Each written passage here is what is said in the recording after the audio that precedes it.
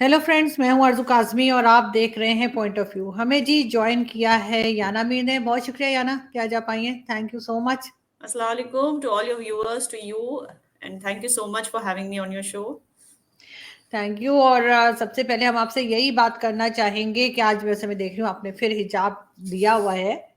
पता नहीं मेरे शो में क्यों पहन के आती है, मैं एम्बैरेस हो जाती हूँ लेकिन क्योंकि मैंने कभी नहीं लिया होता।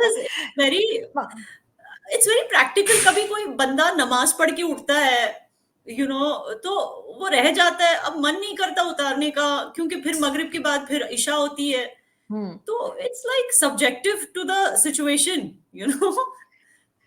नहीं खैर, वो तो आई अंडरस्टैंड कि वो हो जाता है, लेकिन ये कि मैं वैसे आपसे एक बात हिजाब की ही करने लगी थी कि आप किस तरह से देखती हैं जो ईरान में जो कुछ हो रहा है और उसके बाद इंडिया को में भी जो है वो इंडिया में बिल्कुल उलट है उससे। इंडिया में कह रहे हैं कि हमने पहनना है, ईरान में कह रहे हैं नहीं पहनना है। क्यों जी। इतना ज्यादा हम इसके ऊपर फोकस कर रहे हैं? क्यों इतना ज्यादा एक ये नॉन इश्यू सा मुझे तो कम से कम लगता है कि जिसकी मर्जी है पहने, नहीं पहनना ना पहने। लेकिन अब आप दोनों कंट्रीज में जो कुछ हो रहा है उसको कैसे देखती हैं?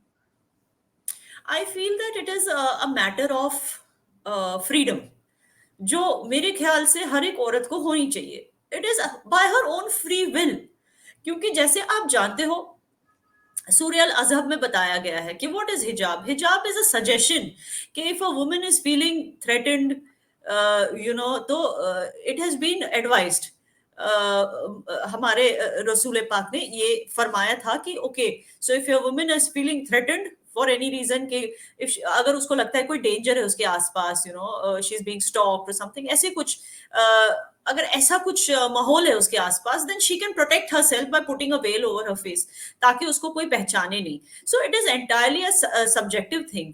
और शायद आप ये भी जानते होंगे कि हिजाब का जिक्र जो है, पहले मर्दों के लिए किया गया है, फिर औरतों के लिए किया गया है। जिसका मतलब ये है कि मर्दों के लिए ये कहा गया है कि उन्हें भी हिजाब करना चाहिए। इसका मतलब उन्हें अपनी नजरें नीची रखनी चाहिए, औरतों की तरफ नजरें उठाकर नहीं देखनी चाहिए। लेकिन क्या वो फॉलो करते हैं जो उनके लिए हिजाब प्रिस्क्राइब किया गया, रिकमेंड किया गया है कुरान पाक में? क्या वो फॉलो करते हैं? नहीं करते। आप सोचिए ईरान में क्या हो रहा है। वो नजरें उठाकर, so called revolutionary guards of Iran, जो खुद को जो मॉरल पुलिस कहती है वहां की, इब्राहिम रईसी की, तो वो नजरें उठाकर देखते हैं कि किसी औरत ने ठीक से हिजाब लगाया है या नहीं लगाया है, विच मीन्स कि वो अपनी नजरें उठा रहे, वो खुद हिजाब नहीं कर रहे। सो ये चीज नहीं होनी चाहिए, क्योंकि इवन जब जब मजहब में ही ये फोर्स नहीं किया गया है किसी भी औरत को, ये बस रेकमेंड किया गया है कि she can keep her self safe, she should not wear transparent clothes, and she should do whatever she can to feel safe. तो ये एक रिकमेंडेशन है। इसको क्यों इतना, मतलब मुझे लगता है कि जो इनसिक्योर लोग होते हैं ना, इनसिक्योर मेंटेलिटी के जो मर्द होते हैं, वो चाहते हैं कि उनकी औरतें हिजाब में रहे हमेशा, बिकॉज दे गेट इनसिक्योर कि कोई और मर्द उनको ना देख ले। एंड सेकेंडली, कुछ ऐसी भी औरतें होती हैं जो दूसरी खूबसूरत औरतों के जब उनके सामने होती है तो वो इनसिक्योर फील करती है, तो वो भी चाहती है कि जो हम इतनी खूबसूरत नहीं है तो सामने वाला जो खूबसूरत है, जो औरत, वो खुद को हिजाब में ढक दे ताकि मैं उससे कम ना लगूं। तो ये कुछ सिचुएशंस हैं जिसकी वजह से जो है ये हिजाब का जो मुद्दा है टॉक्सिक होता जा रहा है। when entirely इस्लामी मजहब में भी, हमारे दीन में भी, it is entirely the women's choice, and I feel कि इंडिया में भी it should be a women's choice, and Iran में भी it should be a women's choice.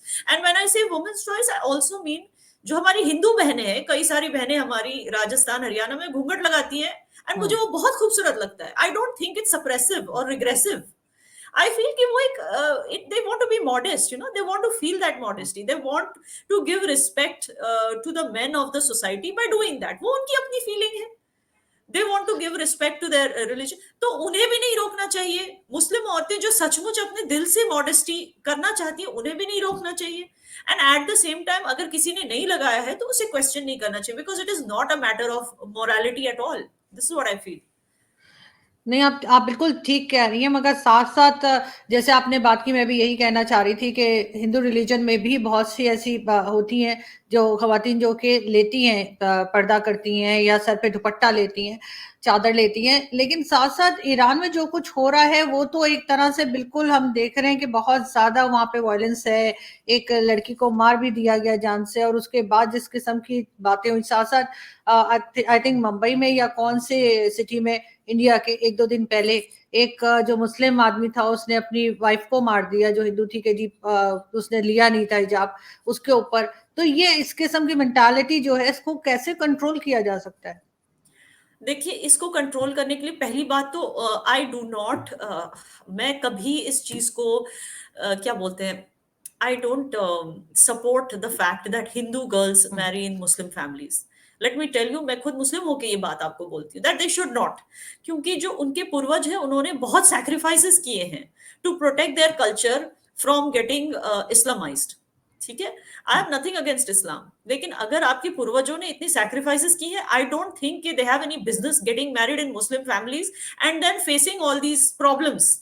उनसे कहा जाता है कि भाई आप नॉनवेज मत खाइए, आप नॉनवेज बनाने लगे, अगर लड़की वेजिटेरियन है, many most Hindus are vegetarians, um, तो ब्राह्मण्स जैसे होते हैं, उनको कहा जाता है कि आप नॉनवेज पकाना शुरू करो, क्योंकि आपका हस्बैंड खाता है, आपका खाविंद शोहर अगर नॉनवेज खाता है तो तुम क्यों नहीं खाओगी, तुम भी शुरू करो, कम से कम पकाना शुरू करो। फिर उसको मंदिर जाने से रोका जाता है, उसको जबरदस्ती पर्दा करने के लिए बोला जाता है।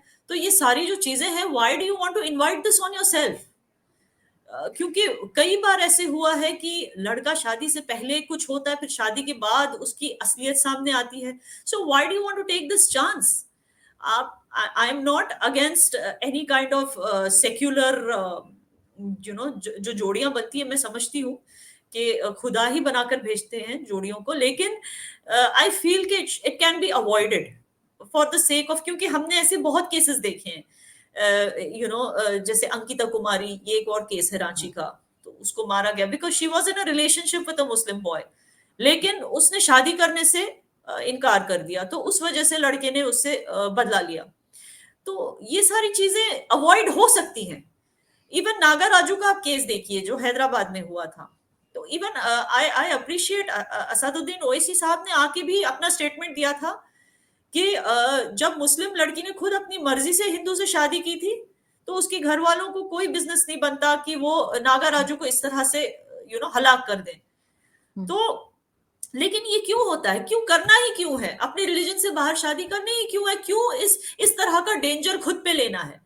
या तो आप हस्बैंड के हाथों मर जाओ, या तो आप बीवी के घर वालों के हाथों मर जाओ, क्यों करना है? आप प्रोटेक्ट कीजिए अपने कल्चर को। क्या हिंदुओं में ऐसे लड़के हैं नहीं जिनसे आप प्यार कर सकते हैं, जिनसे आप शादी कर सकते हैं, कि आपको मुसलमान ही चुनना है? सो आई फील कि दिस वाज, ये अवॉइडेबल हो सकता था, बट ये बहुत ही अफसोस की बात है जो ये हुआ।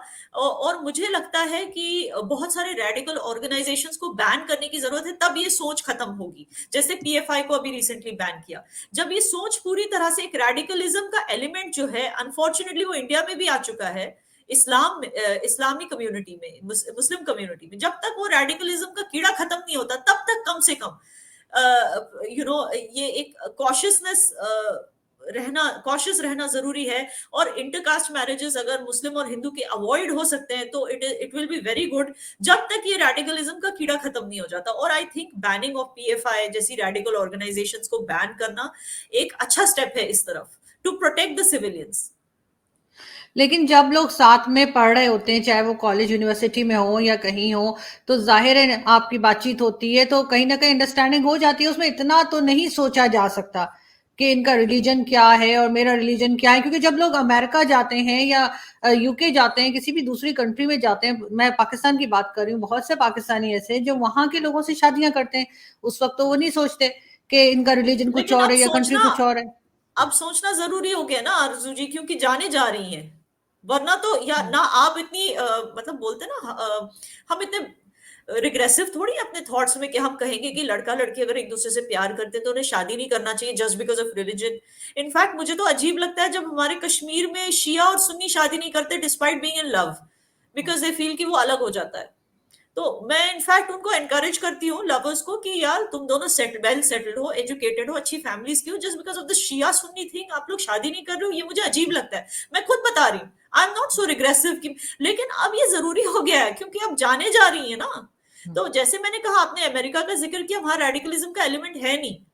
अगर क्योंकि वहां पे आप किसी को फोर्स नहीं कर सकते। अभी इंडिया को उस तरह के लॉज डेवलप करना जरूरी है, यूनिफॉर्म सिविल कोड लाना जरूरी है शरिया से, और किसी भी रिग्रेसिव हिंदू लॉज को निकाल के, वैसे रिग्रेसिव हिंदू लॉज निकल चुके हैं ऑलरेडी सिस्टम से, जैसे सती हुआ करता था, ये सब चीजें अबॉलिश हो चुकी है। तो उसी तरह शरिया की भी कुछ चीजें जो यहाँ पे अभी भी चल रही हैं, उनको अभी अबॉलिश करना जरूरी है, अभी यूनिफॉर्म सिविल कोड आना जरूरी है।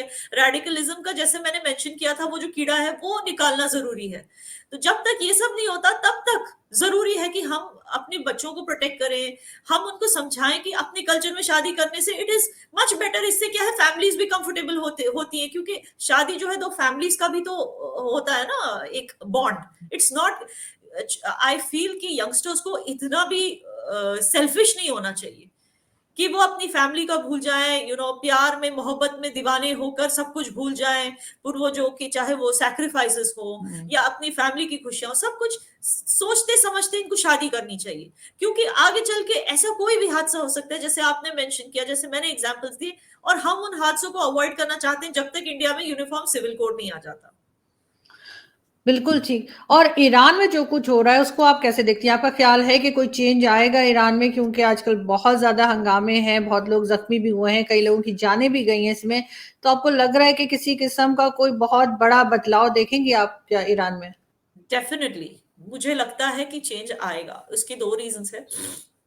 एक तो ये कि ईरान का जो रूलरशिप है, ठीक है, वो पिछले कुछ सालों में ज्यादा ही हो गया था ना, ज्यादा ही कंजर्वेटिव टाइप का हो गया था इब्राहिम रईसी के अंडर। तो but Iran was not always known as a strict country, मतलब ठीक है मुस्लिम कंट्री है, मगर जिस तरह की लॉ एंड ऑर्डर इब्राहिम रईसी लाने की कोशिश कर रहा है, हमेशा से ईरान इतना स्ट्रिक्ट नहीं रहा, तो देर आर चांसेस कि वो बदल सकता है। और दूसरी बात, जो औरतों ने वहां की जो हिम्मत दिखाई है, उसको दाद देनी चाहिए। और जब मैं उनको कंपेयर करती हूँ अफगानिस्तान की औरतों से, मुझे शर्म आती है अफगानिस्तान की औरतों पे, सीरियसली मुझे शर्म आती है। क्योंकि अफगानिस्तान को, अनलाइक ईरान, अफगानिस्तान को, ईरान तो खैर है ही democracy, I mean they have voting system and all that, लेकिन अफगानिस्तान में जब डेमोक्रेसी लाने की पूरी गुंजाइश की थी नजीबुल्लाह साहब ने, उनको क्या किया, पूरी कौम, पूरी अफगान कौम ने मिलके उनको मुनाफिक, ट्रेटर, ये सारा कुछ बोला। फिर तालिबान को हीरो बोलते थे उन दिनों में, 90s की बात हो रही है ये, उन तालिबान को हीरो हीरो बोलते थे, और यही औरतें अपने बच्चों को सिखाती थी कि तालिबान आपके हीरोज हैं। और आज जब यही जब कुछ सालों के बाद जब उनको, वो कहते हैं ना, कर्म भुगत रहे हैं अपने, कि तालिबान को हीरो बना दिया, और एक बेचारा जो, एक बंदा जो कोशिश कर रहा था कि सोवियत यूनियन के साथ वॉर खत्म हो जाए, अमेरिका यहाँ से चला जाए, एंड पीसफुली हमारे यहाँ डेमोक्रेसी आ जाए, जो उस कोशिश में लगा था, उसको मुनाफिक बोल के उसको, मतलब उसको हमेशा गलत समझा, और यहाँ तक कि उसको तालिबान के हवाले कर दिया, जिन्होंने उसको टॉर्चर करके खत्म कर दिया, मार दिया।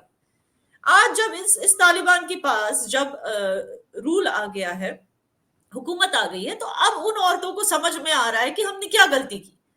और ये औरतें आज इधर उधर भाग रही हैं, इंडिया आ रही हैं, शायद कुछ पाकिस्तान भी जा रही हैं रिफ्यूज के लिए, इंडिया आ रही हैं, बोल रही है हमें बचाओ, हमें पढ़ने नहीं दिया जाता। अरे ये, इस चीज को आप लोगों ने ही इनवाइट किया है। और मुझे इतना गुस्सा आता है जब ये मेरे इंडिया में घुस आती हैं, बिकॉज मुझे पता है आज ये इंडिया में आएंगी, यहाँ पे रह जाएंगी, शादियां करेंगी, बच्चे पैदा करेंगी, उनको भी शरिया ही सिखाएंगी, उनको भी सिखाएंगी कि तालिबान ही हीरो है। फिर उनके बच्चे बड़े होकर फिर वो कहेंगे कि यहाँ पे शरिया होना चाहिए और इंडिया को इस्लामाइज करो। तो मुझे मुझे इतनी चिढ़ है ना अफगान औरतों से, मैं बता नहीं सकती। और मैं चाहती हूँ कि, मैं नहीं चाहती कि इंडिया कोई भी मदद करे इन औरतों की, क्योंकि मैं चाहती हूँ कि इंडिया में रहने वाली अगर कोई भी रेडिकल मुस्लिम औरतें हैं, तो वो हमेशा अफगान औरतों को देखकर घबराएं और उनसे सबक सीखें कि अगर हमने अपनी सोसाइटी को ज्यादा ही रेडिकल होने दिया, ज्यादा ही अगर हमने इस्लामाइज होने दिया, तो चांसेस है कि यही हालत कल हमारी भी हो सकती है। तो और मैं चाहती हूँ कि ईरान की जो औरतें हैं वो हमेशा एक इंस्पिरेशन बने किसी भी तरह के रेजिम के अगेंस्ट। क्योंकि and I am also proud of the women in, Muslim women in France, क्योंकि आप देखो वहां वो हिजाब पहनना चाहती हैं और वो फ्रांस की हुकूमत के खिलाफ आवाज उठा रही कि हमें हिजाब लगाने की इजाजत होनी चाहिए, इसको बैन नहीं करना चाहिए। तो जहां भी औरतें अपने हक के लिए लड़ती हैं, मैं उनको दाद देती हूँ, and I take them as an example for everybody else to follow. लेकिन साथ-साथ ये भी तो है कि इंडिया में भी हिजाब को लेके बहुत हंगामा था और उसमें भी ये था कि जी यूनिवर्सिटी में नहीं पहन सकते, वो भी हमने देखा। मगर साथ-साथ याना मुझे ये भी बताइए कि एजुकेशन कितनी इम्पोर्टेंट है मुस्लिम वुमेन के लिए? क्योंकि हमने देखा है कि भारत में भी कहा जाता है कि मुसलमान जो हैं, चाहे वो मतलब लड़के हों या लड़कियाँ हों, वो बहुत पीछे हैं एजुकेशन में, पढ़ने के लिए जाते नहीं हैं या भेजे नहीं जाते। क्या वजह है इसकी?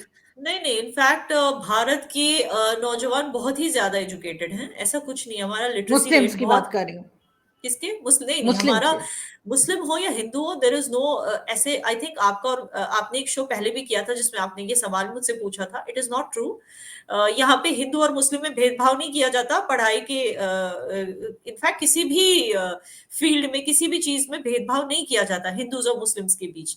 पढ़ाई में तो बिल्कुल ही नहीं, हर किसी को हक है पढ़ाई लिखाई का। इनफैक्ट मदरसे भी जो लीगली जो चल रहे हैं, जो कोई भी एंटी नेशनल या अनलॉफुल एक्टिविटीज में इन्वॉल्व नहीं है, वो मदरसे भी चल रहे हैं, देवबंद के जैसे हैं और ऐसे नहीं, कई मैंने ये सारे नहीं हैं। कहा कि हिंदू या मुस्लिम्स में डिफरेंस किया जाता है। मैं ये कह रही हूँ कि मुस्लिम्स खुद पढ़ाई के लिए नहीं जाते हैं और वो खुद छोटे-छोटे कामों में लग जाते हैं। कहा ये जाता है, जो पाकिस्तान में बताया जाता है, जो सुना जाता है, मैं वो बता रही हूँ। नो, इनफैक्ट मुस्लिम्स जो है मुस्लिम फैमिलीज में, because you know Hindus are more prone to doing business, तो इनफैक्ट मैं कहूंगी कि वैसे यहाँ सारे एजुकेटेड हैं, लेकिन मैं कहूंगी कि हिंदूज में इनफैक्ट शायद इतना इंपॉर्टेंस नहीं देते पढ़ाई लिखाई, क्योंकि कुछ ऐसी फैमिलीज होते हैं जिनको लगता है कि चलो हमारे बेटे हमारे बिजनेस में बैठ जाएंगे बड़े होके, अगर ज्यादा नहीं पढ़े तो चले। लेकिन मुस्लिम्स में इनफैक्ट बहुत तवज्जो दिया जाता है तालीम को, बहुत ज्यादा, and more than other communities. At least मैं कश्मीरियों का बताऊंगी, लड़का हो या लड़की हो चाहे, कश्मीरी तो मेजोरिटी मुस्लिम्स है, there is a small section of Kashmiri Pandits also, और उनमें भी कश्मीरी पंडित्स को भी इनफैक्ट स्कॉलर्स बताया जाता है।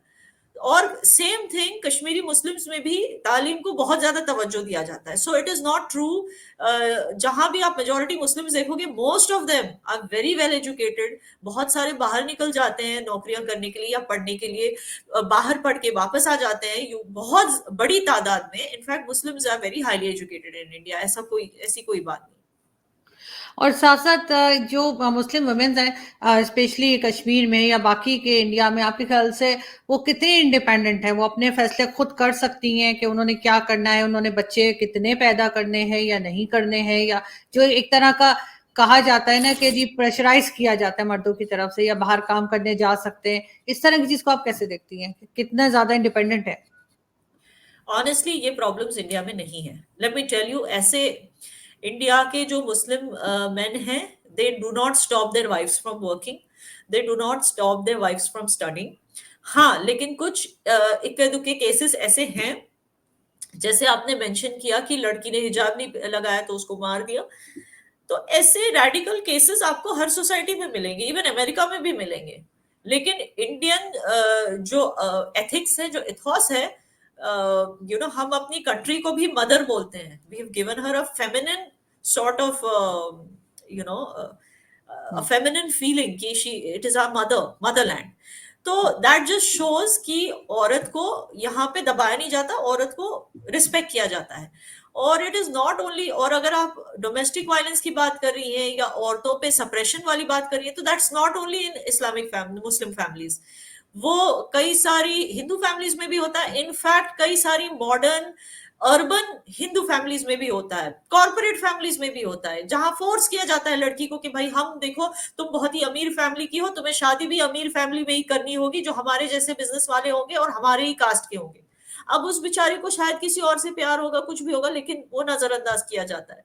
उस बिचारी को शादी नहीं करनी होगी, लेकिन उसको नजरअंदाज किया जाता है। कई सारे लड़के होते हैं जिनको फॉर एग्जाम्पल दूसरे कास्ट की लड़की से प्यार हो जाता है, लेकिन उसको नजरअंदाज किया जाता है, जस्ट बिकॉज फैमिलीज को लगता है कि भाई हम इस यू नो वो क्लास सिस्टम, कास्ट सिस्टम जो सोसाइटी में चलता है, वो हिंदूज में भी होता है। तो ऐसा कुछ नहीं है, और हर एक सोसाइटी में आपको ऐसे लोग मिलेंगे जो पढ़ना नहीं चाहते, या जहाँ पे औरतों को दबाया जाता है, उनकी बात नहीं सामने रखी जाती, उन्हें डिसीजन मेकिंग पावर्स नहीं होते। ये हिंदू फैमिलीज में भी, कई गुजराती फैमिलीज में भी ये मैंने देखा है, ये होता है।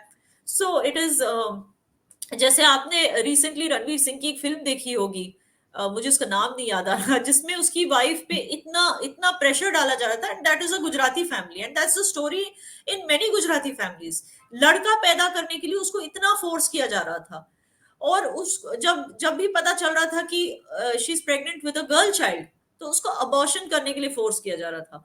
फिर जब when she could not have any more babies, फिर उसको कहा जा रहा था कि जयेश भाई जोरदार, that was the name of the film.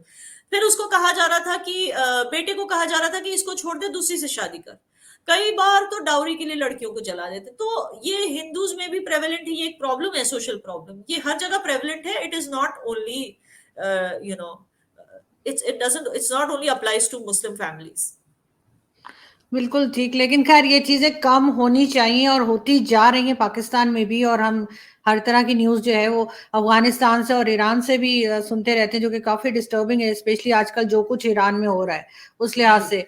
As a मुस्लिम और पाकिस्तानी के तौर पे मुझे तो बहुत बुरा लगता है और अफसोस भी होता है। थैंक यू सो मच याना कि आज आपने ज्वाइन किया, बहुत अच्छा लगा आपसे बात करके। थैंक यू सो अपना मच, ख्याल आप बहुत रखिएगा। अच्छी लग रही हैं बिंदी लगाकर। थैंक कभी आप यू। साड़ी लगाकर आ जाती है, कभी बिंदी लगाकर आ जाती है। And I am very happy कि जो हमारा हमसाया मुल्क है पाकिस्तान, वहां लड़कियों को इस तरह की प्रॉब्लम्स नहीं है, किसी को फोर्स नहीं किया जाता हिजाब लगाने के लिए। इवन मैं बताऊं, इवन कश्मीर में भी किसी को फोर्स नहीं किया जाता हिजाब लगाने के लिए, लड़कियां फ्री घूमती हैं।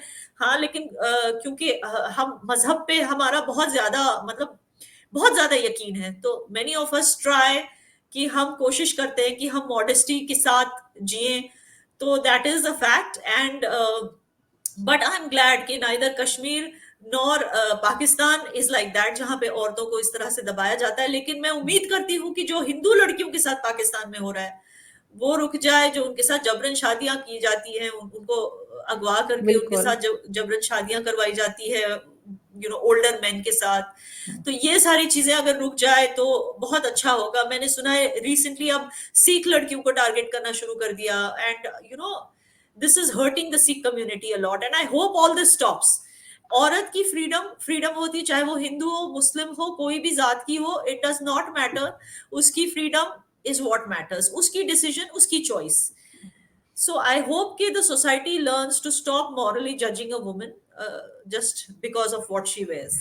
नहीं, बिल्कुल आपके और मेरे जैसे लोग जब बात करते रहते हैं, और हम खास तौर पे पाकिस्तान की जो माइनॉरिटी की जो मतलब बच्चियां हैं उनकी बात बहुत ज्यादा की जाती है, मैं तो अक्सर करती हूँ। तो उम्मीद है कि कहीं ना कहीं जाकर यहाँ पे लोग कोई इस किस्म का स्टेप लेंगे जिससे ये चीजें रुक सकें, और वो लोग भी आराम से रहें, और इस किस्म के हमें एम्बेरसमेंट ना हो, चाहे हम इंडियन चैनल पर हों या अपने चैनल पे, कि हमें ये बात करनी पड़ती है और बहुत अफसोस होता है ये सब कुछ बात करते हुए या सुनते हुए भी।